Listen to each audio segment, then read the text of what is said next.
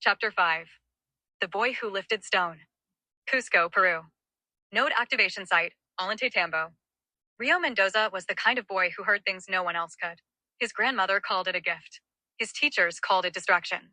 The other kids mostly left him alone. Until the day the stone began to rise. Before that, it had been small things. A cup he remembered setting down would be somewhere else. A door would be open that he knew he had closed. Once, the blanket his mother had woven, thick wool-dyed deep red, was folded in the closet and not at the foot of his bed when he went to grab it in the middle of the night. He thought it was grief. Everyone told him grief made him forget things. He'd always been drawn to the sacred site near his village. The sound was different there. The stone terraces of Ollantaytambo echoed differently when he walked on them barefoot. He could feel which ones were tired, which were waiting, and which were listening, just like his grandmother taught him. After waking from the dream, the one that always ended just before the fire took his family, Rio climbed the upper mountain terrace alone. He sat on a worn slab of pink granite with his hands pressed to the stone, and he sang. It wasn't a song he'd learned. It came from somewhere else. It consisted of 3 low notes, then a pause, then a single, piercing tone like the whistle of a lost bird that had lost its flock. The ground responded, and a tremor passed through the stone beneath him. As the earth quaked, Rio had the strange feeling that the ground was hollow. Near his knee, a palm-sized stone rattled, settled, then lifted. It wavered, hovering a few inches above the surface. Heat shimmered faintly around it, like air rising off sun-warmed rock. Rio blinked in disbelief and stood. The stone lagged behind him, then corrected, drifting closer as if trying to make sure it was seen. He turned, and so did the stone. It remained, unwilling to leave. At Dome 001. The alert came through the global console without alarms. Node Ollantaytambo activated.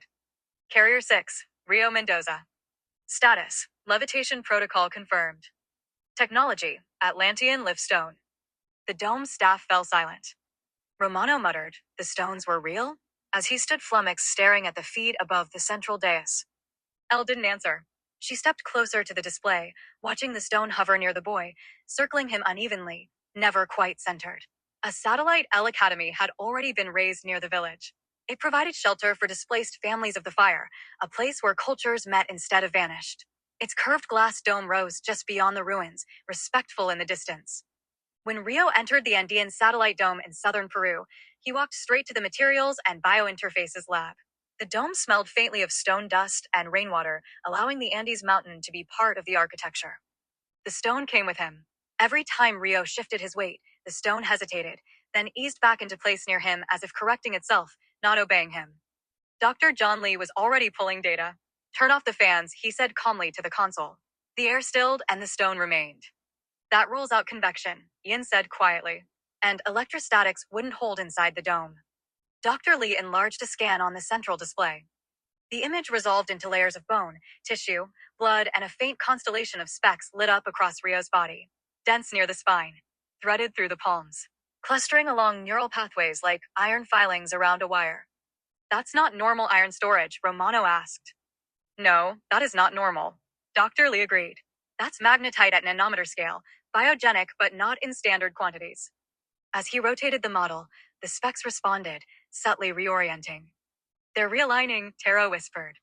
Dr. Lee nodded once. This is a pathological overproduction of magnetite nanoparticles, likely formed during oxidative stress events early in development. In other words, Rio, this is iron oxide crystallized where it normally dissolves. Rio swallowed. You're saying my body is made of metal? I'm saying, Dr. Lee replied gently, your body held onto something it usually lets go. Dr. Lee tapped again, and another overlay appeared, this time of the stone. The room leaned in. It's not solid, Ian said slowly. His voice a half-second delayed through the dome's uplink. Not entirely, Dr. Lee replied. It's a silicate aerostructure, mostly void with extremely low density. Think pumice refined down to a lattice, light enough that very small forces matter. And the iron? Romano asked. Dispersed, Dr. Lee said. It's not concentrated, which is why it doesn't snap to magnets. It responds to gradients. He brought up a final layer of the Earth's environmental field map with Earth's magnetic field, residual electromagnetism, and neural electrical activity. All were weak and insignificant individually. Dr. Lee highlighted the overlap. Rio isn't pulling the stone, he said.